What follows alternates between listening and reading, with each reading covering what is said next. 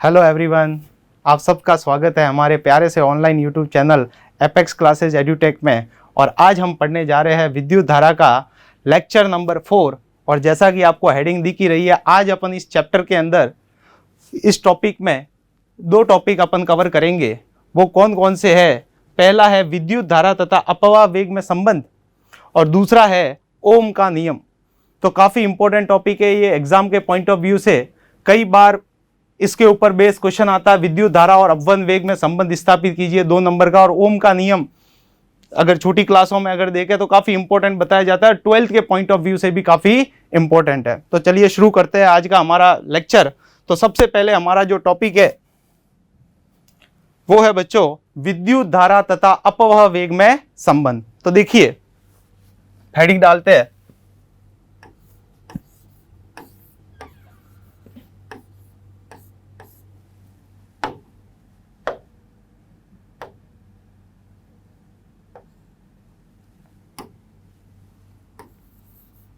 विद्युत धारा तथा अपवह या अपवहन दोनों एक ही बात होती है। अपवह कह दो, अपवहन कह दो, एक ही बात है। विद्युत धारा तथा अपवह वेग में संबंध। ठीक, तो आज हम इस टॉपिक के बारे में चर्चा करने वाले हैं। तो देखिए अपवहन वेग के बारे में हमने लेक्चर नंबर 2 में पढ़ा था। जिन बच्चों ने नहीं पढ़ा है वो पार्ट 2 जरूर पढ़े, क्योंकि उसी के ऊपर ये टॉपिक बेस है, वहीं से अपने को ये टॉपिक समझ में आता है। तो अपवहन वेग और विद्युत धारा एक दूसरे के साथ कैसे मैथमेटिकली गणितीय रूप से एक दूसरे के साथ में जुड़े हुए होते हैं, इनको मैथमेटिकली कैसे रिप्रेजेंट किया जाता है, उसके बारे में चर्चा करते हैं। तो देखिए विद्युत धारा की अगर अपन बात करें तो हमने क्या पढ़ा था कि विद्युत धारा आवेशों के सतत प्रवाह के कारण उत्पन्न होती है किसी भी चालक तार में। तो यहां पे जो बात की जा रही है वो एक चालक तार की बात की जा रही है। तो देखिए मान लीजिए हमारे पास में एक चालक तार है इस तरीके से। ये हमारे पास चालक तार,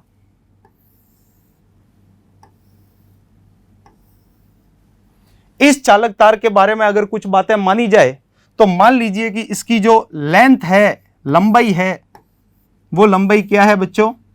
स्मॉल एल मान ली। और इसका जो अनुप्रस्थ काट क्षेत्रफल है, जो मैं यहां से इसको अगर सामने से देखूं तो यहां का जो एरिया है वो बच्चों अनुप्रस्थ काट का क्षेत्रफल एरिया जो है वो हमने ए मान लिया। ये हम मैथमेटिकल कुछ सिंबल काम में लेके चल रहे हैं कि एक चालक तार है, उस चालक तार की लंबाई एल है और उसका जो काट क्षेत्रफल है वो काट क्षेत्रफल क्या है? Capital A. ठीक, अब जैसे ही हम इसको बैटरी से कनेक्ट करेंगे तो मान लीजिए ये हमारी बैटरी है, और इस बैटरी के साथ जैसे ही हमने इसको कनेक्ट किया वैसे ही क्या हुआ, यहां पे बैटरी के कारण विभवांतर आया और विभवांतर के कारण विद्युत क्षेत्र इसके बीच में सेटअप हो गया। तो यहां पे क्या हुआ कि विद्युत क्षेत्र इन दोनों के बीच में स्थापित हो गया। तो विद्युत क्षेत्र की दिशा ये प्लस और ये माइनस। तो विद्युत क्षेत्र किधर से किधर होगा बच्चों? प्लस से माइनस की ओर। ये सारी बातें अपन पिछले वीडियोस से पिछली कक्षाओं में अपन पढ़ चुके। ठीक, तो ई एक्सटर्नल यहां पे प्लस से माइनस की ओर बन गया। अब देखिए इलेक्ट्रॉन के बारे में बात की जाए तो इलेक्ट्रॉन कोई एक ऐसा नहीं है कि अलग अलग स्पीड से चलता है, यहां पे उसका औसत वेग अपन लेके चलते हैं। तो यहां पे जो इलेक्ट्रॉन्स है इसके अंदर एक नहीं कई इलेक्ट्रॉन्स है। तो इलेक्ट्रॉन यहां से किस तरीके से चल रहे हैं? तो मान लीजिए इलेक्ट्रॉन है ये नेगेटिव टर्मिनल, और ये नेगेटिव टर्मिनल से पॉजिटिव टर्मिनल की ओर जा रहा है, और इसका जो औसत वेग है वो क्या है बच्चों? वीडी, ड्रिफ्ट वेलोसिटी या अपवह वेग। इस वेग के साथ बैटरी के नेगेटिव से पॉजिटिव टर्मिनल की ओर जा रहा है। क्लियर?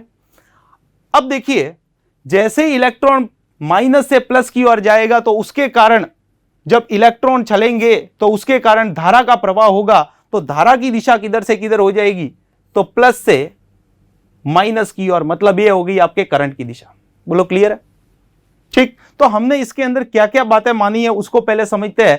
तो हमने माना कि एक चालक तार है, उस चालक तार की लंबाई हम L काउंट कर रहे हैं और उसका जो अनुप्रस्थ काट का क्षेत्रफल है वो क्या है, कैपिटल A है। और जब इसको अपन बैटरी से कनेक्ट करेंगे तो विद्युत क्षेत्र सेटअप हो जाएगा और विद्युत क्षेत्र के कारण धारा इलेक्ट्रॉन जो होगा वो नेगेटिव से पॉजिटिव की ओर भागेगा और उसके कारण जो है वो करंट जनरेट होगी, धारा का प्रवाह होगा।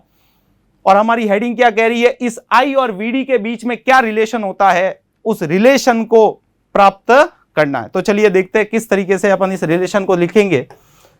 तो पहले इसकी थोड़ी सी भूमिका बनाते हैं कि क्या क्या बातें अपन ने मानी है। तो यहां पे लिखा जाएगा कि माना चालक तार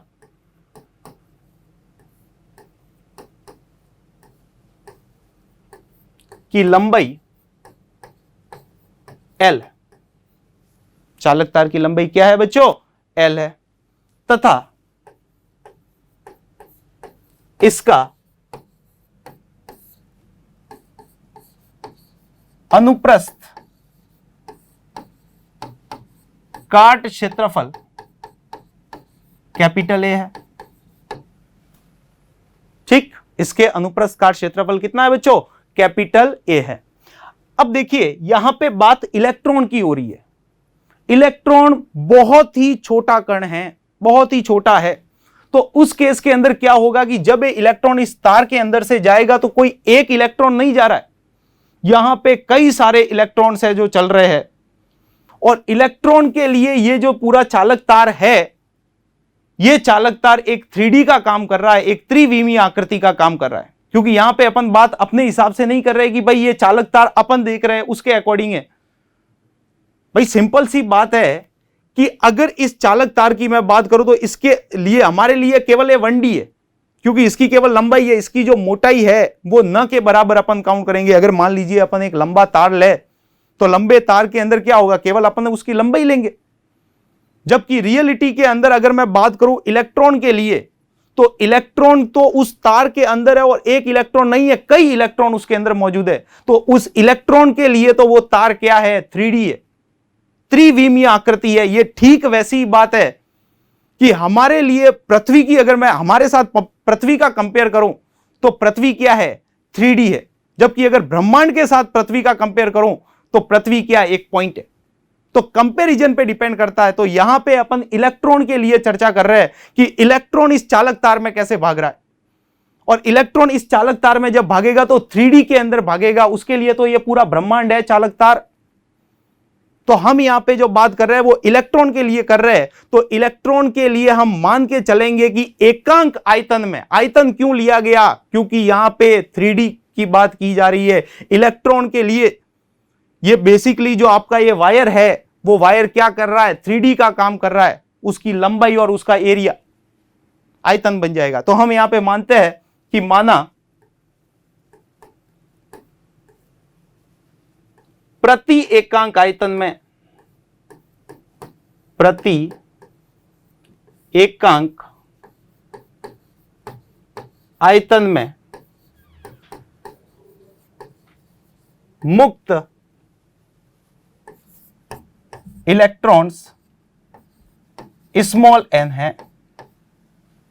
प्रति एकांक आयतन में मुक्त इलेक्ट्रॉन कितने हैं बच्चों, स्मॉल n माने। अब यहां पे मैंने वैसे पहले ही बता दिया कि आयतन वर्ड क्यों काम में ले रहे, क्योंकि हम बात कर रहे हैं इलेक्ट्रॉन्स की। इलेक्ट्रॉन्स के लिए वायर 3D का काम करेगा, हमारे लिए जरूर वो 1D है, एक विमीय ज्यामिति, एक विमीय आकृति है तार। किसके रेस्पेक्ट में, हमारे रेस्पेक्ट में। लेकिन हम बात यहां पे इलेक्ट्रॉन की कर रहे हैं, बहुत छोटे पार्टिकल को लेके चल रहे हैं। तो उसके लिए ये तार पूरा क्या है, 3D है, आयतन काम में आएगा। तो हमारे प्रति एकांक आयतन में, इकाई आयतन के अंदर कितने इलेक्ट्रॉन मौजूद है, स्मॉल n। ये हम मान के चल रहे हैं क्योंकि इकाई आयतन, पूरे आयतन में कई सारे इलेक्ट्रॉन्स होंगे जिनको अपन काउंट नहीं कर सकते। तो बेसिकली हमने इकाई आयतन में इलेक्ट्रॉनों की संख्या लिखी, तो इकाई आयतन में कितने इलेक्ट्रॉन है, स्मॉल n इलेक्ट्रॉन है, ये हमने मान लिया।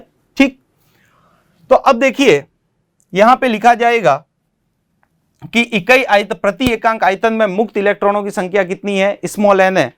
तो हम यहां पे लिखेंगे कि कुल आयतन में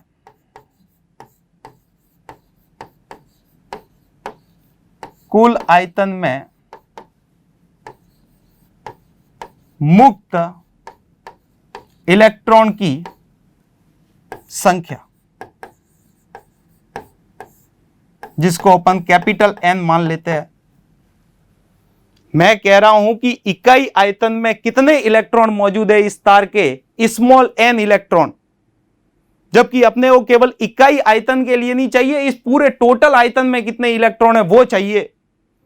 तो क्या करेंगे, हमें जब पता है कि इकाई आयतन के अंदर एन इलेक्ट्रॉन मौजूद है तो संपूर्ण आयतन में कितने इलेक्ट्रॉन मौजूद होंगे, तो क्या करेंगे बच्चों, इकाई आयतन के जो इलेक्ट्रॉन्स है उसको किससे मल्टीप्लाई कर देंगे, जो हमारा संपूर्ण आयतन है उससे क्या कर देंगे, मल्टीप्लाई। तो इधर ध्यान दीजिए, कुल आयतन में मुक्त इलेक्ट्रॉनों की संख्या क्या होगी, इकाई आयतन में मुक्त इलेक्ट्रॉन, ठीक, इनटू संपूर्ण आयतन, या फिर इसको लिखा जाए तार का संपूर्ण आयतन।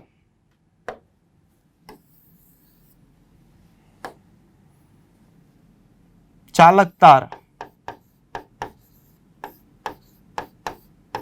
का आयतन, ठीक। तो चालक तार का आयतन, तो ध्यान से देखिए, एक की वैल्यू पता और टोटल की वैल्यू निकालनी है तो हम क्या करते हैं, मल्टीप्लाई तो करते हैं। एक पेन अगर 5 रुपए की आती है तो 100 पेन कितने की आएगी, तो क्या करोगे, सिंपल सी बात है कि एक पेन का मूल्य जो है और कितने की रिक्वायरमेंट है उन दोनों से क्या कर लेंगे, मल्टीप्लाई। बहुत बेसिक सी मैथमेटिक्स है। तो उसी मैथमेटिक्स को हमने यहां पे लिखाया है कि इकाई आयतन में स्मॉल एन इलेक्ट्रॉन मौजूद है तो पूरे आयतन में कितने इलेक्ट्रॉन मौजूद होंगे। तो हमने क्या किया, इकाई आयतन के इलेक्ट्रॉन और उससे क्या कर दिया, आयतन से मल्टीप्लाई। और बार बार बोल रहा हूं मैं, आयतन क्यों काम में ले रहे हैं, क्योंकि हम इलेक्ट्रॉन के साथ में चालक तार को कंपेयर कर रहे हैं।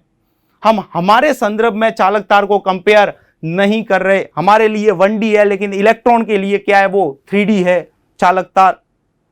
क्लियर बच्चों, ठीक। तो कुल आयतन में मुक्त इलेक्ट्रॉनों की संख्या क्या हो जाएगी, कैपिटल एन बराबर इकाई आयतन में मुक्त इलेक्ट्रॉन इंटू चालक तार का आयतन। क्लियर। तो यहां पे लिखा गया एन इज इक्वल टू, अब सबसे पहले अगर बात की जाए चालक तार का आयतन क्या होगा, भाई ये भी तो चाहिए, चालक तार का आयतन क्या होगा। तो सिंपल सी बात है, ध्यान से देखो, हमने क्या है, एक चालक तार है, चालक आयतन कैसे निकालते हैं, आयतन होता है क्षेत्रफल इंटू लंबाई। अगर मान लीजिए मेरे को इसका आयतन निकालना है, ये तार है, तो तार का आयतन कैसे निकालोगे बच्चों, इसका एरिया जो है वो क्या है, ए, तो एरिया हो गया मीटर स्क्वायर, और इसकी लंबाई, ये लंबाई किसमें होगी, मीटर में, तो metre square into metre, metre cube बन जाएगा, और मीटर क्यूब क्या होता है बच्चों, आयतन हो जाएगा। मतलब हम कह सकते हैं कि चालक तार का जो आयतन होगा वो हम लिख सकते हैं कि इसका एरिया कितना है। देख लो, ये हमने भूमिका में लिखा है, इसके जब हमने इसकी भूमिका बनाई थी, इसकी परिभाषा वगैरह लिखी थी उसमें कि भाई चालक तार का काट क्षेत्रफल कितना है, ए, और उसकी लंबाई कितनी है, एल। तो बताइए आयतन क्या होगा, तो आयतन सिंपल सा लिखा जाएगा बच्चों, ए इंटू एल, ये इसका आयतन है। तो मैं यहां पे क्या लिख सकता हूं कि कुल आयतन में मुक्त इलेक्ट्रॉनों की संख्या क्या होगी, तो एन इज इक्वल टू लिखा गया इकाई आयतन में इलेक्ट्रॉनों की संख्या इंटू एरिया इंटू लेंथ। ये टोटल इलेक्ट्रॉन हमारे पास आ जाएंगे कि उस चालक तार में कंप्लीट इलेक्ट्रॉन कितने हैं। अगर मेरे को एरिया पता है, उसकी लेंथ पता है, तो हम बड़े आसानी से निकाल सकते हैं नंबर ऑफ इलेक्ट्रॉन्स। क्लियर है, आगे बढ़ते हैं। तो देखिए हमारा मेन टारगेट क्या है, अगर तुम लोग हेडिंग को बड़े ध्यान से पढ़ो तो यहां पे पता चल रहा है कि विद्युत धारा और अपवन वेग में अपने को संबंध प्राप्त करना है। तो विद्युत धारा बेसिकली होती क्या है, क्योंकि अब संबंध अपने को स्थापित करना है, यहां तक हमने लिखा है, तो अब अपने को धारा की ओर बढ़ना है। तो हम धारा को कैसे लिख सकते हैं, तो देखिए विद्युत धारा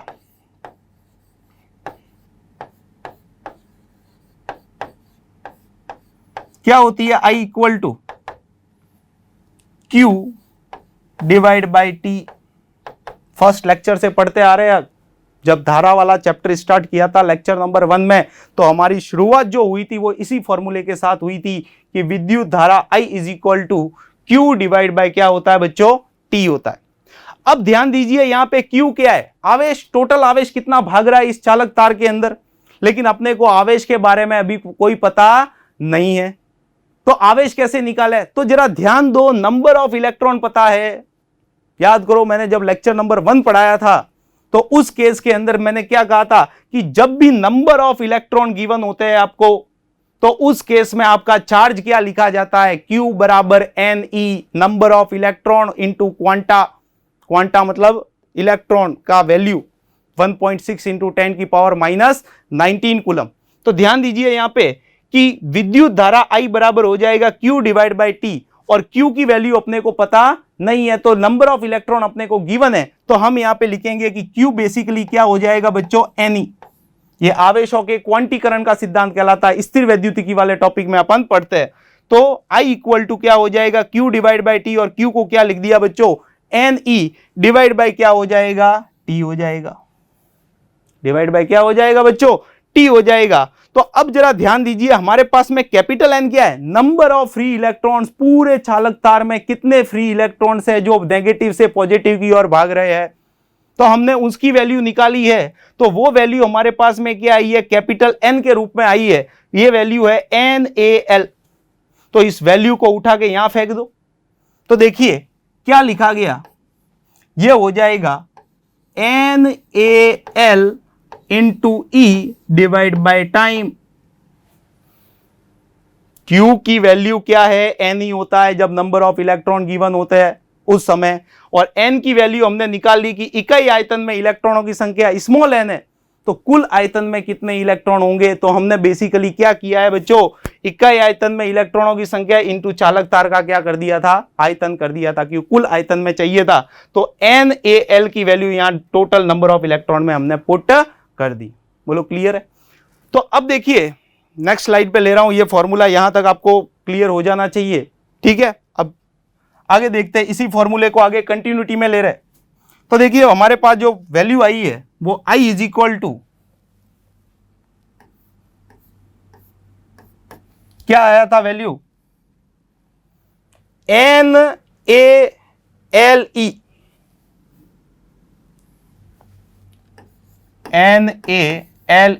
डिवाइड बाय टाइम, यही था, ठीक है। तो अब जरा ध्यान दीजिए, N क्या है, इकाई आयतन में मुक्त इलेक्ट्रॉन। ध्यान रखना N का मतलब नंबर ऑफ इलेक्ट्रॉन्स नहीं है, नंबर ऑफ इलेक्ट्रॉन्स पर यूनिट वॉल्यूम है, इकाई आयतन में मुक्त इलेक्ट्रॉनों की संख्या है। A क्या है, उसका काट क्षेत्रफल है। अब जरा लंबाई पे ध्यान दीजिए, लंबाई बेसिकली क्या, चालक तार की जो हम लंबाई कह रहे हैं वो लंबाई कितनी है, L लंबाई है। तो ध्यान से देखिए, तो हम यहां पे लिख सकते हैं कि L divide by T, L क्या है, उस चालक तार की लंबाई है बेसिकली। इधर देखिए चालक तार की लंबाई हमने क्या मानी है, L मानी है, और ये जो इलेक्ट्रॉन है वो यहां पे बहुत बार आयनों से टकराते हुए बैटरी के नेगेटिव से पॉजिटिव टर्मिनल की ओर जा रहा है T टाइम में। L लंबाई को कितने टाइम में कवर कर रहा है, प्रवाह की दर की बात की जा रही है, सतत प्रवाह की, मतलब इलेक्ट्रॉन यहां से यहां तक पहुंच रहा है T टाइम में।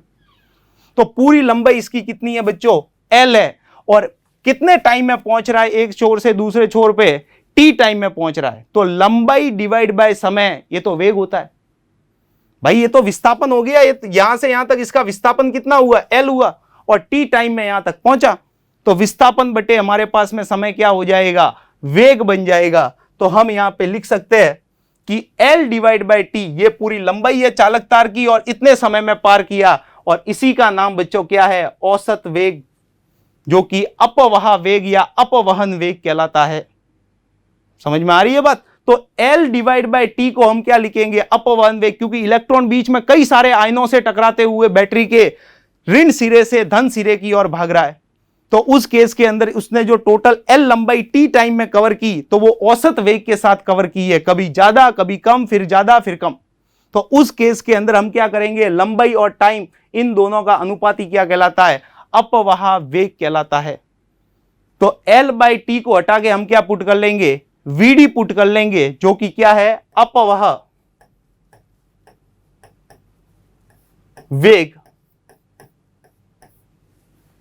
ठीक, तो हम यहां पे लिखेंगे कि I इज इक्वल टू, जरा ध्यान दीजिए, L बाई T को एलिमिनेट करके आप क्या लिख सकते हो, VD लिख सकते हो। तो ये हमारा जो लास्ट रिजल्ट आया वो NaVD इंटू E। तो ध्यान से देखिए, ये हमारे पास धारा और अपवहन वेग में संबंध है। ये धारा और ये अपवन वेग, इन दोनों के बीच में जो रिलेशन है वो इस तरीके से दिया गया। तो ये हमारे पास में काफी इंपॉर्टेंट फॉर्मूला है जो 2 मार्क्स का क्वेश्चन पूछता है बोर्ड में कि धारा तथा अपवन वेग में संबंध स्थापित कीजिए। क्लियर है बच्चों? तो अब इधर ध्यान दीजिए, इस फॉर्मूले से और भी अपन बहुत सारी बातें प्रिडिक्ट कर सकते हैं। यहां पे आई क्या है? विद्युत धारा जो उस चालक तार में प्रवाहित हो रही है। एन क्या है? मुक्त इलेक्ट्रॉन नहीं है। याद क्या होना चाहिए? प्रति एकांक आयतन में मुक्त इलेक्ट्रॉन। यह उसको बोलने का सही तरीका है। नंबर ऑफ इलेक्ट्रॉन नहीं है, number of electron per unit volume है। तो एन क्या है? Number of electron per unit volume. A क्या है? उसका पूरा क्षेत्रफल है। वी क्या है? उसका अपवह वेग है। और ई क्या है? क्वांटा है 1.6 इंटू 10 की घात -19। तो अगर इस फॉर्मूले के अंदर एक स्पेशल केस लिया जाए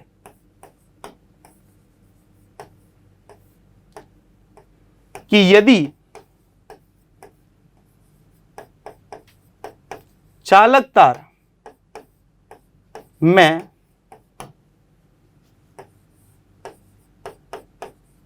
प्रवाहित धारा नियत है,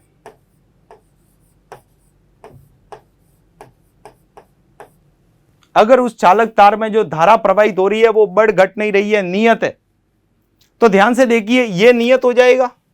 number of electron per unit volume नियत है। ई क्या है? ई हमारे पास में कांस्टेंट वैल्यू है 1.6 इंटू 10 की पावर -19। तो ये टर्म कांस्टेंट, ये कांस्टेंट और ये कांस्टेंट। तो अगर मैं एरिया और अपवह वेग के बीच में रिलेशन लेना चाहूं तो एरिया और अपवह वेग के बीच में रिलेशन क्या आएगा? तो आई कांस्टेंट हो गया, तो इसको मैं लिख सकता हूं ए इंटू वीडी। यही तो दोनों बचे, ये नियत है, ये नियत है, और ये भी मैंने कह दिया स्पेशल केस लेके कि ये भी क्या है बच्चों? नियत है। तो ये सारी चीजें नियत में चली गई, ये और ये दोनों बच गए। तो ए इंटू डी बराबर क्या हो जाएगा? नियत हो जाएगा। मतलब क्या हो गया? अपवह वेग और एरिया के बीच में संबंध स्थापित किया जाए तो एरिया और अपवन वेग के बीच में संबंध क्या होगा कि वीडी व्युत्क्रमानुपाती एरिया, कि एरिया जहां पे ज्यादा होगा वहां पे अपवन वेग की वैल्यू क्या होगी बच्चों? कम होगी। तो अपन यहां पे ए इंटू वीडी इक्वल टू क्या लिखेंगे? नियत लिखेंगे। और धारा और वीडी के बीच में संबंध देना हो तो ये भी अगर सारे कांस्टेंट, अगर एरिया कांस्टेंट कर दिया जाए, एरिया अगर कांस्टेंट कर दिया जाए, एन कांस्टेंट है, अगर मान लीजिए यहां पे धारा अपने नियत की थी, यहां पे मान लीजिए एरिया नियत है, एक सिंगल तार लिया है, ना कहीं पे कम ना कहीं पे ज्यादा, एरिया नियत है उसका, तो ए नियत हो गया, ई नियत है, तो हम यहां पे क्या लिख सकते हैं? आई समानुपाती वीडी। जितना ज्यादा इलेक्ट्रॉन का अनुगमित वेग होगा, अपवह वेग होगा, उतनी ज्यादा उस चालक तार में क्या प्रवाहित होगी बच्चों? धारा प्रवाहित होगी। ठीक है, तो ये एरिया और अपवह वेग के बीच में संबंध है, और ये वाला जो संबंध है वो धारा और अपवह वेग के बीच में संबंध है। क्लियर है? तो इसको नोट कर लीजिए, काफी इंपॉर्टेंट पॉइंट है, कई बार बोर्ड में ये डेरिवेशन पूछा जाता है। क्लियर है बच्चों? ठीक है, तो अब अपन आगे की ओर बढ़ते हैं, अपने नेक्स्ट टॉपिक की ओर, जो काफी ज्यादा इंपॉर्टेंट है। और ये जो टॉपिक है वो आप लोग 11th class, sorry 10th class, 11th में नहीं 10th क्लास के अंदर आप इसको पढ़ते हैं। तो काफी इंपॉर्टेंट टॉपिक की ओर बढ़ रहे हैं।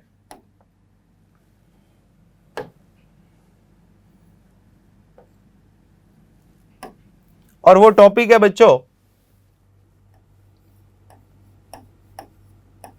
ओम का नियम। सिंपल सा टॉपिक है, कोई ऐसा विशेष इसमें नहीं है। जिन बच्चों ने 10th में अगर सही से पढ़ा है तो उनके लिए केवल एक टाइम पास लगेगा, और जिन्होंने नहीं पढ़ा है वो ध्यान दो भाई, ठीक है, क्योंकि 12th के अंदर भी काफी इंपॉर्टेंट टॉपिक है। तो देखिए ओम के नियम की बात करते हैं, काफी इंपॉर्टेंट टॉपिक बनता है ये।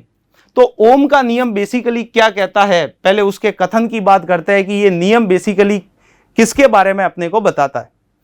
तो इसका अगर कथन लिखा जाए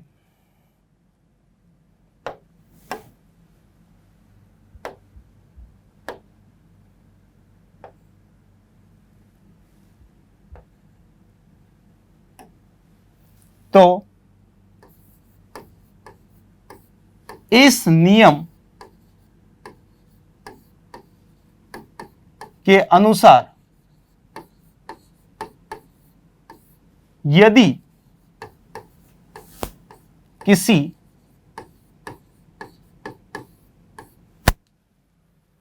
चालक तार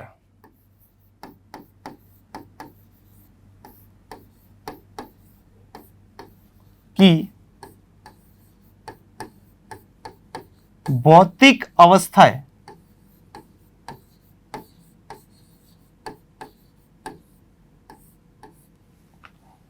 जैसे ताप, दाब, आयतन इत्यादि नियत रखे जाए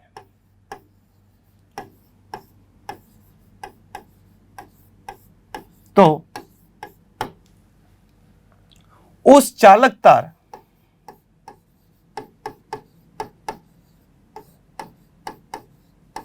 में प्रवाहित होने वाली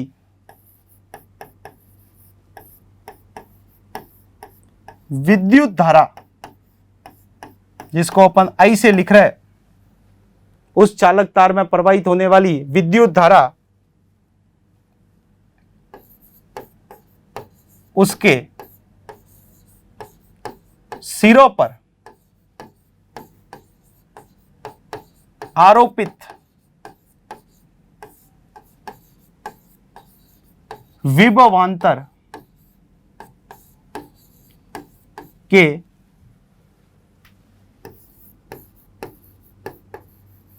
समानुपाती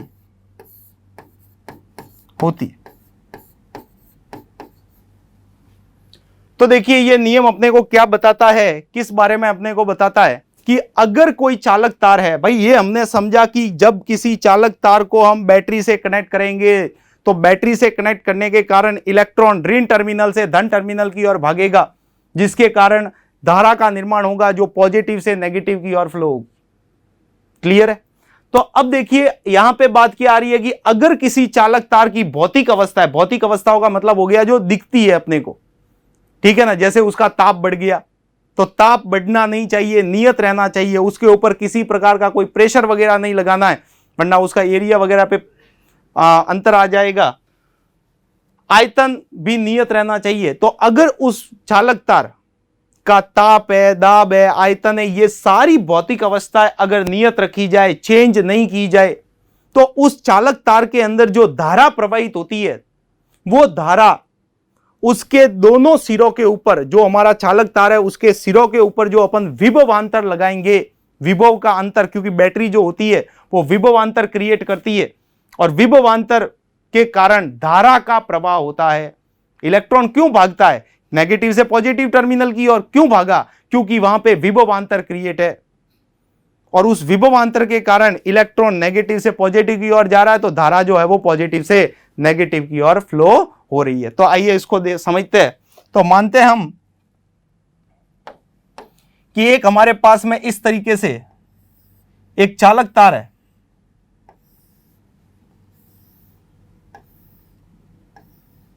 ठीक। अब इस चालक तार को आपने क्या किया, एक बैटरी से या सेल से कनेक्ट कर दिया। तो जैसे ही आप इस चालक तार को बैटरी से कनेक्ट करोगे तो विभवांतर क्रिएट होगा। ये बैटरी जो है वो विभवांतर प्रदान करती है, इसका वोल्टेज अपन लिखते हैं कि V है, ठीक है। स्थिर वैद्युतिकी वाले चैप्टर में विभवांतर, विद्युत विभव, इसके बारे में पूरी चर्चा की जाती है, तो वो उसके अंदर सारी बातें समझी जाती है। तो विभवांतर वोल्टेज जो क्रिएट हुआ है इसके दोनों सिरों पर, ये इसका प्लस सिरा, ये इसका क्या हो जाएगा बच्चों, माइनस सिरा। तो इन दोनों सिरों के बीच में, इस चालक तार के भी प्लस और माइनस, इन दोनों के बीच में जो विभवांतर आया, बैटरी ने विभवांतर क्रिएट किया और इस विभवांतर के कारण धारा का प्रवाह होगा, क्योंकि इलेक्ट्रॉन जो है वो नेगेटिव से पॉजिटिव की ओर भागा, तो धारा का प्रवाह प्लस से माइनस की ओर इस तरीके से होगा। तो ओम का नियम आपको बेसिकली क्या बता रहा है कि अगर किसी चालक तार की भौतिक अवस्था है, इस चालक तार का ना प्रेशर लगाना है, ना टेम्परेचर बढ़ाना है, ना वॉल्यूम चेंज करना है, तो उस केस के अंदर इस चालक तार में जो धारा प्रवाहित हो रही है, 1 एम्पियर, 2 एम्पियर, 3 एम्पियर, कितनी धारा प्रवाहित हो रही है वो डिपेंड करेगा कि आपने बैटरी कितने वोल्टेज की लगाई है। जितना ज्यादा बैटरी का वोल्टेज होगा उसी के रेस्पेक्ट में धारा का मान बढ़ेगा। मतलब हम यहां पे लिख सकते हैं इस परिभाषा के अनुसार कि I समानुपाती V। ठीक है, तो ये बेसिकली क्या बता रहा है कि किसी चालक तार में प्रवाहित होने वाली जो धारा है वो उसके दोनों सिरों पे आरोपित विभवांतर के समानुपाती होती है। तो I समानुपाती बच्चों क्या हो जाएगा, V हो जाएगा, जिसको मैं या करके लिख सकता हूं कि V समानुपाती I।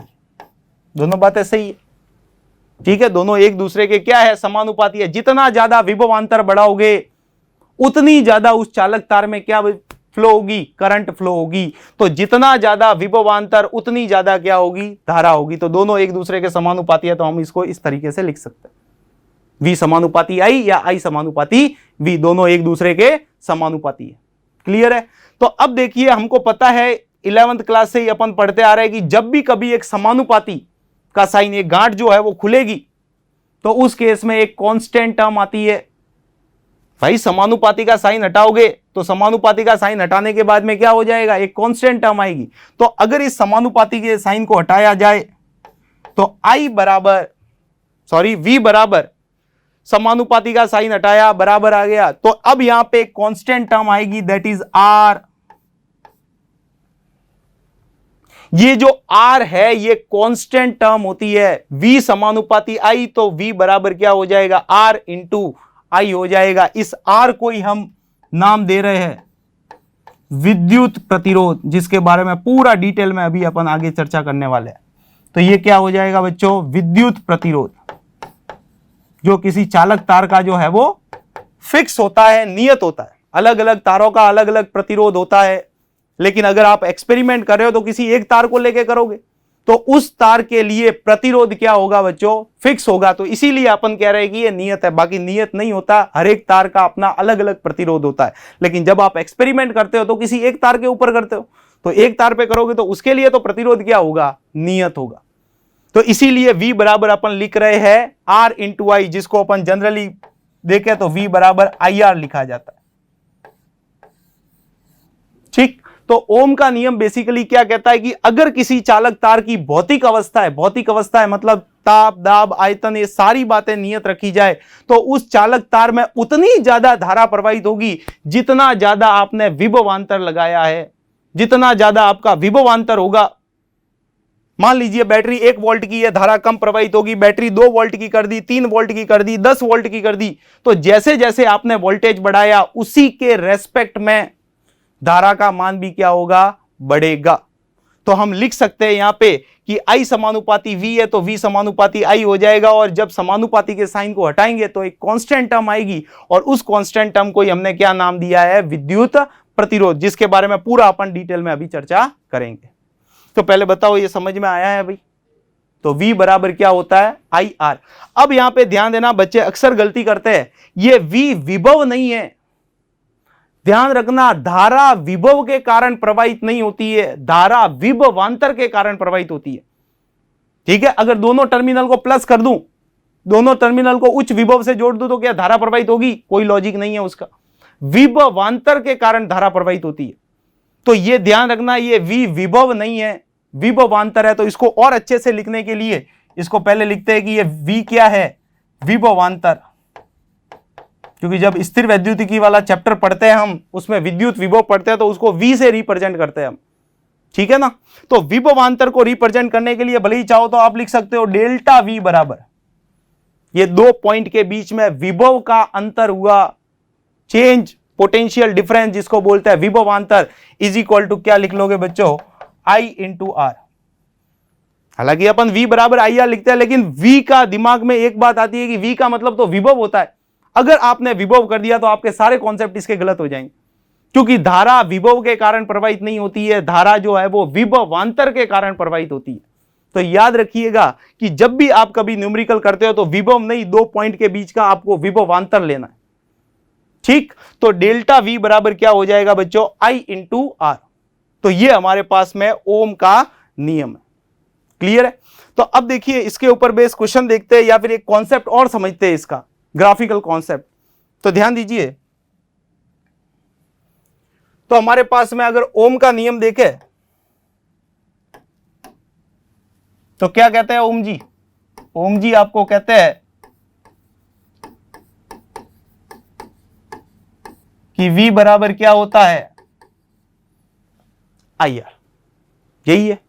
अब देखिए यहां पे हम एक बहुत ही इंपॉर्टेंट बात पढ़ने वाले हैं कि अगर V और I के मध्य ग्राफ बनाया जाए, विभवांतर और धारा के मध्य कोई चालक तार हमने ले लिया, उसके ऊपर अपन एक्सपेरिमेंट कर रहे हैं, तो एक्सपेरिमेंट के अंदर आपने बैटरी लगा रखी है, बैटरी के वोल्टेज अपने को पता होता है या वोल्ट मीटर लगा के अपन चेक कर रहे हैं, तो वोल्ट मीटर और अमीटर मापता है धारा को।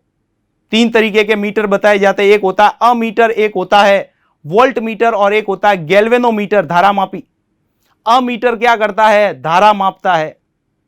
वोल्ट मीटर क्या करता है? किसी तार के 2 सिरों के मध्य का विभवांतर मापता है।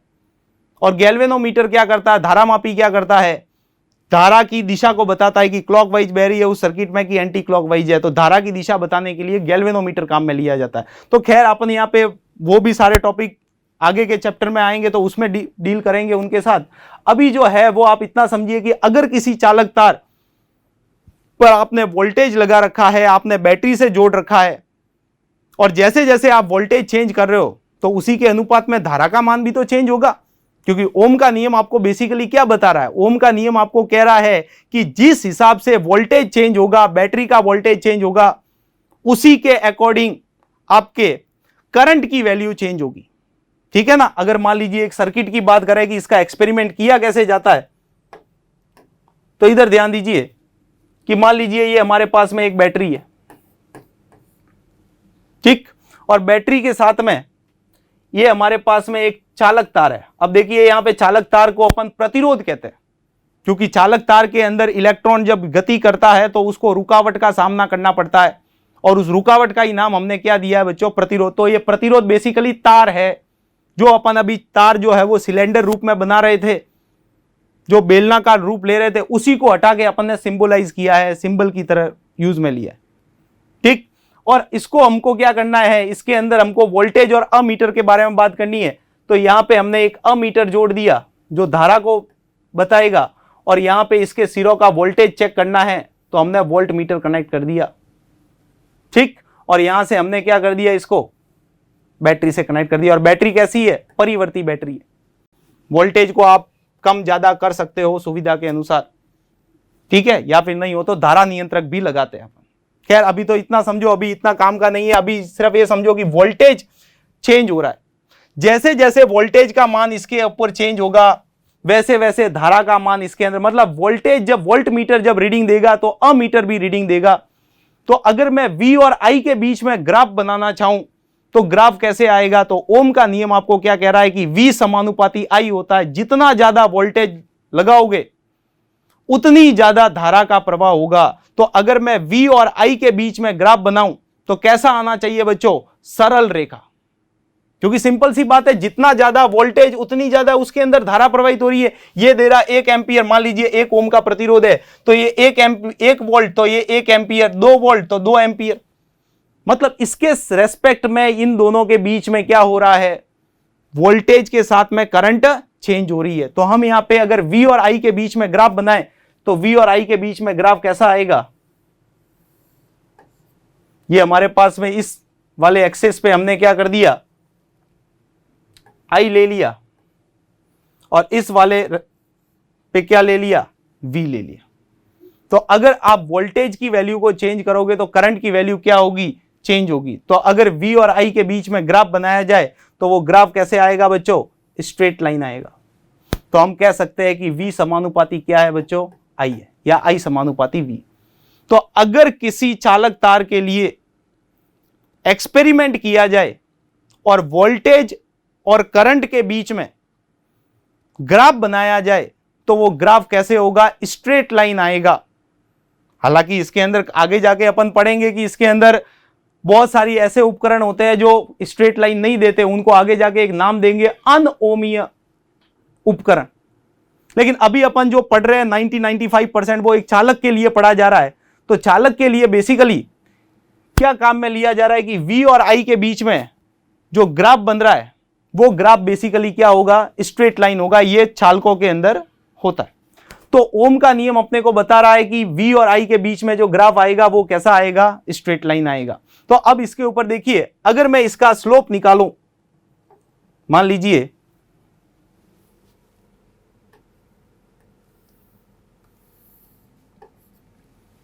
इधर की ओर हम V ले लेते हैं और इधर की ओर I ले लेते हैं, ठीक है। इधर वोल्टेज, इधर करंट ले रहे हैं। तो अगर इन दोनों के बीच में ग्राफ बनाया जाए तो ग्राफ कैसा आएगा बच्चों, स्ट्रेट लाइन आएगा। तो ये जो ग्राफ होगा वो मूल बिंदु से पास होगा और स्ट्रेट चला जाएगा। बोलो क्लियर है। अगर मान लीजिए इस ग्राफ के ऊपर अपन कोई दो बिंदु ले, तो दो बिंदु, मान लीजिए एक बिंदु हमने ये ले लिया, यहां का वोल्टेज चेक किया तो कितना था, V1। भाई इसके ऊपर वोल्टेज लिया ना, 0 1 2 3 4 5 है, इस तरीके से कोई मैंने एक पर्टिकुलर पॉइंट ले लिया, तो यहां का वोल्टेज कितना है बच्चों, V1 है। तो V1 के रेस्पेक्ट में करस्पॉन्डिंग धारा कितनी होगी, तो क्या बताओगे बच्चों, I1। जब आपका वोल्टेज V1 है तो उसके संगत धारा कितनी है, I1 है। ठीक इसी तरीके से मैंने एक रैंडम पॉइंट और ले लिया जो V2 है, तो उसके संगत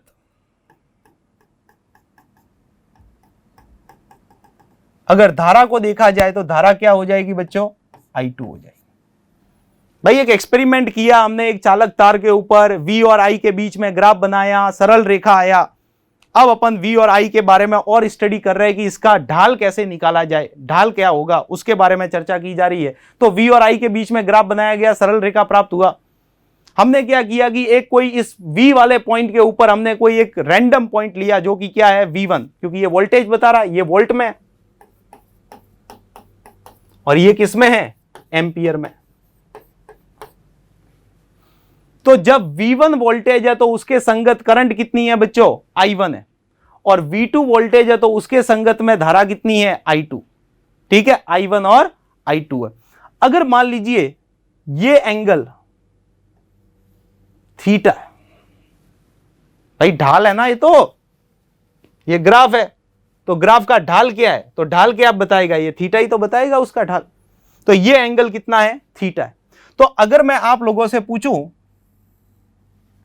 कि ये एंगल कितना होगा, क्या जवाब होगा, ये थीटा है, सरल रेखा जा रही है तो ये भी तो थीटा ही होगा। भाई सिंपल सी बात है, एक ही ढाल का कोण है वो, तो ढाल तो चेंज ही नहीं हो रहा है, फिक्स ढाल है, तो ये थीटा, तो ये भी क्या हो जाएगा, थीटा हो जाएगा। तो अगर मैं इन दोनों पॉइंट के बीच में यहां से यहां तक अगर मैं करंट को ऑब्जर्व करूं तो करंट कितनी बड़ी, तो ध्यान दीजिए ये आपका 0,0 वाला पॉइंट है। तो यहां से यहां तक देखे तो I2 करंट, और यहां से यहां तक देखे तो I1। तो यहां तक की करंट कितनी है, तो क्या लिखोगे यहां पे, I2 माइनस I1। भाई सिंपल सी बात है, अगर इस पूरे 0 से I2 में से I1 घटा दिया जाए तो बची हुई करंट हमारी आ जाएगी। इसी को अपन बोल रहे हैं डेल्टा I। क्लियर। अब आते हैं वोल्टेज वाले केस पे। तो यहां से यहां तक का वोल्टेज कितना है, V1 है, और ऊपर का वोल्टेज क्या है, यहां से यहां तक कितना है, V2। तो अगर मैं आप लोगों से पूछूं कि यहां से यहां तक का वोल्टेज क्या होगा, तो क्या कहोगे, सर V2 में से V1 को माइनस कर दो तो यहां तक का वोल्टेज आ जाएगा। तो हम क्या करेंगे कि V2 माइनस V1, और इसी को बच्चों क्या नाम दिया गया, delta V, change in voltage, voltage में जितना चेंज आया, और एक आई चेंज इन करंट। तो अगर यहां पे देखा जाए तो एक ये तो समकोण त्रिभुज बन रहा है, भाई ये तो 90 डिग्री हुआ ना। तो अगर मैं इस समकोण त्रिभुज को एक नाम दे दूं, नाम दे दिया हमने ABC, एक समकोण त्रिभुज बन गया। अगर इस समकोण त्रिभुज के लिए ढाल निकाला जाए, ये ढाल कितना है, इस ढाल के बारे में बात करनी है, तो यहां पे त्रिभुज ABC दिख रहा है, ABC। अपने को ढाल निकालना है, और ढाल बेसिकली किससे निकाला जाता है? tan थीटा से। किससे निकालते हैं अपन? tan थीटा से निकालते हो। अगर इस त्रिभुज के अंदर tan थीटा निकाला जाए तो ध्यान दीजिए, tan थीटा क्या हो जाएगा? थीटा के सामने वाली भुजा क्या हो जाएगा? BC, ठीक है। और नीचे आ जाएगा आधार, तो आधार कितना है? AB। तो ध्यान से देखा जाए तो BC की वैल्यू कितनी है?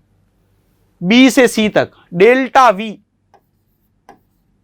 डिवाइड बाय AB की वैल्यू कितनी है? Delta I। मतलब मैं यहां पे लिख सकता हूं कि tan थीटा बेसिकली क्या आया? Delta V divide by delta I। अब जरा ध्यान दो, हमने अभी अभी ओम का नियम पढ़ा। ओम का नियम बेसिकली क्या कहता है? V समानुपाती I होता है, तो V बराबर लिखोगे IR। तो अगर जरा इन दोनों का अनुपात देखें तो V और I का, तो V डिवाइड बाय I को इधर फेंक दिया तो क्या हो जाएगा? R। ये हो गया हमारे पास में प्रतिरोध, ठीक है ना। हम यहां पे लिख सकते हैं कि V जो है वो समानुपाती I है, तो V बाय I बराबर क्या हो जाएगा? R हो जाएगा। तो जरा ध्यान से देखो, ये भी तो V और I का अनुपात है भाई। डेल्टा तो हमने 2 पॉइंट लिए इसलिए लिखा गया, बाकी है तो ये वोल्टेज और ये क्या है? करंट है। और वोल्टेज अपॉन करंट तो प्रतिरोध होता है। ये क्या है बच्चों? प्रतिरोध उस चालक तार का। तो V बाय I को बेसिकली हम क्या कहेंगे? प्रतिरोध कहेंगे। तो यहां पे delta V upon delta I को क्या लिखा जाएगा? tan theta. तो मतलब यहां पे मैं लिखना चाहूं तो वी नो दैट, हम एक बात जान चुके हैं कि delta V upon delta I जो आएगा, भाई डेल्टा तो किस लिए लगा है? क्योंकि यहां पे हम 2 पॉइंट के बीच में कंपेयर कर रहे हैं। अगर एक ही पॉइंट लिया होता तो V बाय I आता। तो delta V upon delta I बराबर क्या लिखा जाएगा? R लिखा जाएगा। तो मैं यहां पे लिख सकता हूं कि tan थीटा जो होगा वो delta V upon delta I की वैल्यू क्या हो जाएगी? R हो जाएगी। मतलब मैंने यहां से एक बहुत ही इंपॉर्टेंट बात निकाली है। क्या बात है वो? कि अगर V और I के बीच में ग्राफ बनाया जाए, अगर V और I के बीच में ग्राफ बनाया जाए तो ग्राफ कैसा आता है? सरल रेखा। और अगर उस ग्राफ का ढाल निकाला जाए, इसको बेसिकली क्या बोलते हैं बच्चों?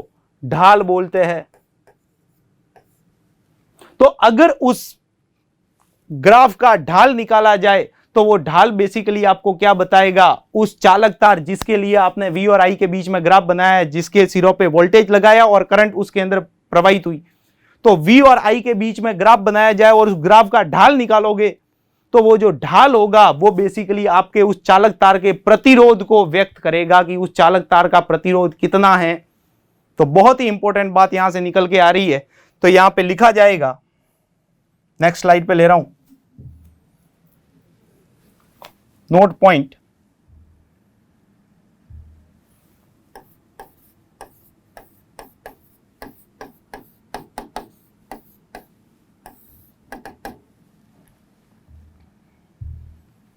यदि किसी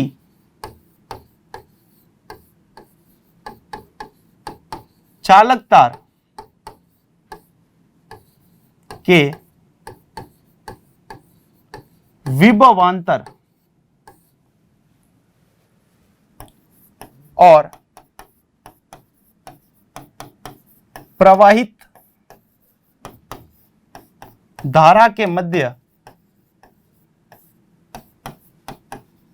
ग्राफ बनाया जाए तो यह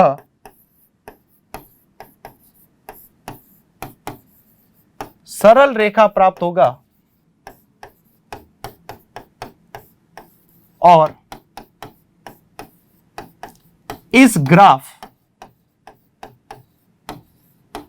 का ढाल,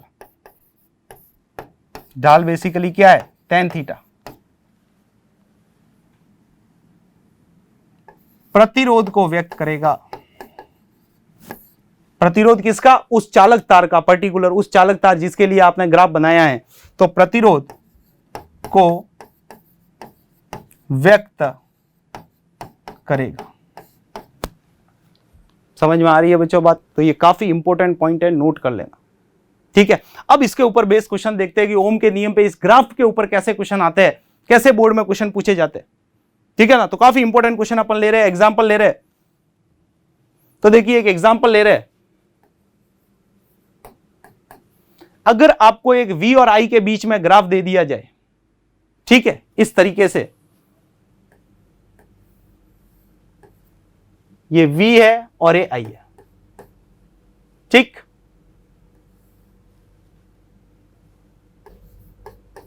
ये जो है वो चालक A के लिए आपने किसी एक तार को बैटरी से जोड़ा और बैटरी से जोड़ के उसके V और I के बीच में आपने ग्राफ बनाया, ठीक है। तो वो ग्राफ इस तरीके से आया। और एक दूसरा चालक है, उसके लिए जो ग्राफ आया B चालक के लिए, वो ग्राफ इस तरीके से आया। एक ही ग्राफ में मैंने दोनों चालकों के बारे में बताया है कि अगर दो चालक है, दोनों के ऊपर एक्सपेरिमेंट किया और एक्सपेरिमेंट करने से क्या हुआ कि चालक ए का V और I के बीच में जो ग्राफ आया वो ग्राफ इस तरीके से अपने को मिला, ठीक है। और फिर B वाले के लिए किया तो उसका ग्राफ ऐसे मिला। तो अब आपको क्वेश्चन ये पूछा है कि दोनों में से किस चालक तार का प्रतिरोध अधिक है।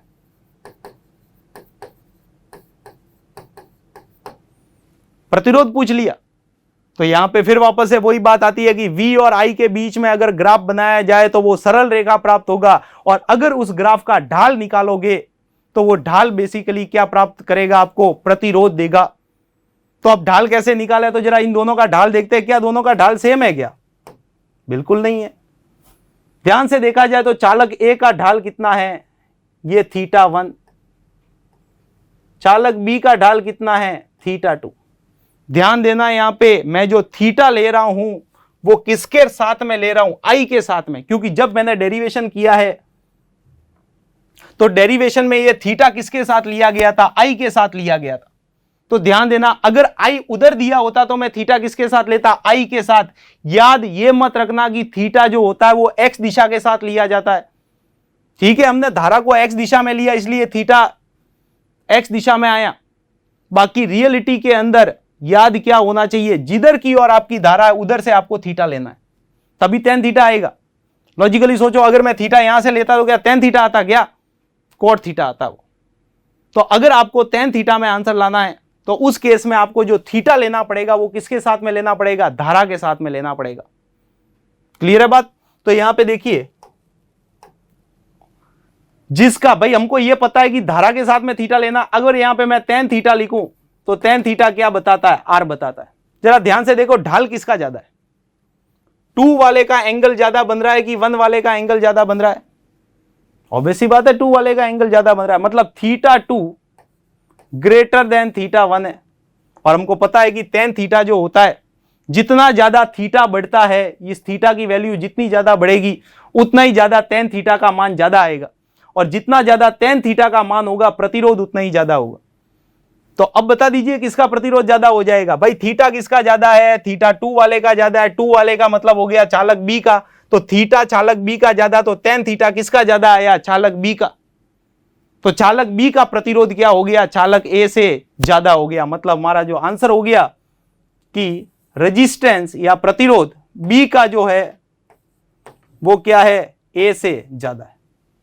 तो ध्यान देना tan थीटा किसके साथ लेना है, आई के साथ में लेना है, धारा के साथ में लेना है। तो आप पहचान पाओगे कि किसके साथ किसका एंगल ज्यादा है। जिसका एंगल ज्यादा होगा उसका प्रतिरोध भी क्या होगा, ज्यादा, क्योंकि थीटा सिंपल सी बात है, tan जैसे tan 0 की वैल्यू, फिर tan 30 की वैल्यू, जैसे जैसे अपन थीटा की वैल्यू बढ़ाते वैसे वैसे वैल्यू क्या होती है, tan थीटा की वैल्यू क्या होती है, बढ़ती है। क्लियर है बच्चों? तो इसी के ऊपर दूसरा एग्जांपल देखो, सेम क्वेश्चन उसी टाइप का लेकिन थोड़ा कंफ्यूज करता है। अगर इस बार मैंने I को इधर ले लिया और V को इधर ले लिया, पिछले वाले क्वेश्चन में देखो तो जरा, V था Y दिशा में और I था X दिशा में। इस वाले में क्या हो गया, I आ गया Y दिशा में और V किस में आ गया, X दिशा में। और आपको वही दो चालक दे दिए, ये चालक ए है और ये जो है वो चालक बी है। देखो क्वेश्चन दिखने में एक जैसे दिखते हैं, दोनों के लिए स्ट्रेट लाइन आ रही है, ठीक है ना। ये थोड़ा सा इसको वापस बना देते हैं। ये हमारे पास में आई है और ये वी है, ठीक है। ओरिजिन से पास करते हैं, मूल बिंदु से, तो ये हमारे पास में चालक ए और ये चालक बी। बोलो क्लियर। तो अब आपसे क्वेश्चन वापस से वही पूछा है कि किस चालक का प्रतिरोध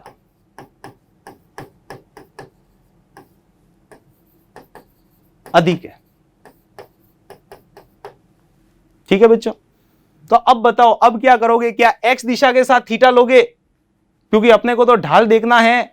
और मैंने क्या याद करवाया है कि हमेशा जब भी कभी ऐसे क्वेश्चन आता है ग्राफ वाला, तो tan थीटा जो है, ओम के नियम के लिए बता रहा हूं ये सारी बातें, तो अगर tan थीटा जो है वो किसके साथ में लिया जाएगा, आई के साथ में लिया जाएगा, तो वो आपका फॉर्मूला tan थीटा बराबर आर फिक्स बैठेगा।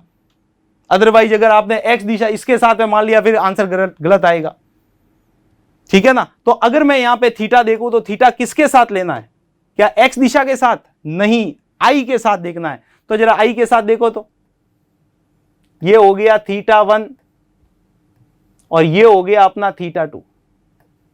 हमको पता है कि tan थीटा बेसिकली क्या होता है, आपका आर होता है। जिसका थीटा ज्यादा उसका tan थीटा ज्यादा, जिसका tan थीटा ज्यादा उसका प्रतिरोध ज्यादा। तो जरा बता दो क्या आंसर होना चाहिए। थीटा कौन सा ज्यादा आ रहा है, थीटा 2 ग्रेटर देन थीटा 1। ये 2 थीटा किसका है, किसका, ये थीटा 2 चालक ए का है। तो मैं कह सकता हूं कि प्रतिरोध ए का ज्यादा होगा प्रतिरोध बी से। प्रतिरोध ए का ज्यादा होगा किससे, बी से। पिछले वाले क्वेश्चन में क्या हुआ था जरा देखो तो। पिछले वाले में हमेशा कॉन्सेप्ट क्या याद रखना है कि थीटा आई के साथ लेना है, धारा के साथ में लेना है, तो आपके एकदम परफेक्ट बैठेगा क्वेश्चन, ठीक है ना। तो आई के साथ में लिया था तो बी का प्रतिरोध ज्यादा आ रहा था ए से। और इस बार क्या हो गया, मैंने आई की दिशा बदल दी, एक्स दिशा में, एक्स की जगह पे वाई दिशा में ले लिया आई को। तो उस केस के अंदर थीटा की वैल्यू चालक ए के लिए ज्यादा हो गई कंपेरेटिवली चालक बी के। तो इस केस के अंदर हमारा जो आंसर आया वो ए की वैल्यू, ए का जो प्रतिरोध है वो बी के कंपेयर में क्या है, ज्यादा है। तो यहां पे चाहो तो भले ही कहीं पे भी कॉपी में लिख लेना कि थीटा सदैव आई के साथ लेना। थीटा हमेशा किसके साथ में लेना है, आई के साथ में। तब लगाओगे tan थीटा बराबर आर। अगर v के साथ में ले लिया तो cot थीटा आ जाएगा, उसके लिए अपने को अलग से फिर करना पड़ेगा। तो अभी आपको सिर्फ tan थीटा बराबर आर के ऊपर ध्यान देना है। और थीटा हमेशा किसके साथ लोगे बच्चों, आई के साथ में लोगे। बोलो क्लियर है, ठीक है। तो आज हमने 2 टॉपिक पढ़े हैं, अपवाह वेग और विद्युत धारा में संबंध। और दूसरा जो टॉपिक पढ़ा है वो ओम का नियम। ओम के नियम की केवल अभी बेसिक बात ही की है। ओम के नियम का सदिश रूप क्या है, ओम के नियम के इंप्लीमेंटेशन कैसे होंगे, प्रतिरोध क्या होता है, ये पूरी अभी चर्चा बाकी है। अभी तो स्टार्ट हुआ है ओम का नियम। ये ओम का नियम काफी लंबा चलने वाला टॉपिक है, क्लियर है। तो आज हम इतना ही पढ़ रहे हैं, आगे की नेक्स्ट क्लास अपन आगे देखेंगे। तो अगर आपको ये वीडियो पसंद आया हो तो इसको लाइक कीजिए, शेयर कीजिए और हमारे इस ऑनलाइन यूट्यूब चैनल को सब्सक्राइब कीजिए। Thank you. सब्सक्राइब करें हमारा apex classes edutech YouTube channel. साथ ही बेल आइकन को क्लिक करना बिल्कुल ना भूलें, ताकि आगे आने वाले सभी यूट्यूब वीडियोस की अपडेटेड नोटिफिकेशंस सबसे पहले आपको मिले। Apex classes edutech, subscribe now.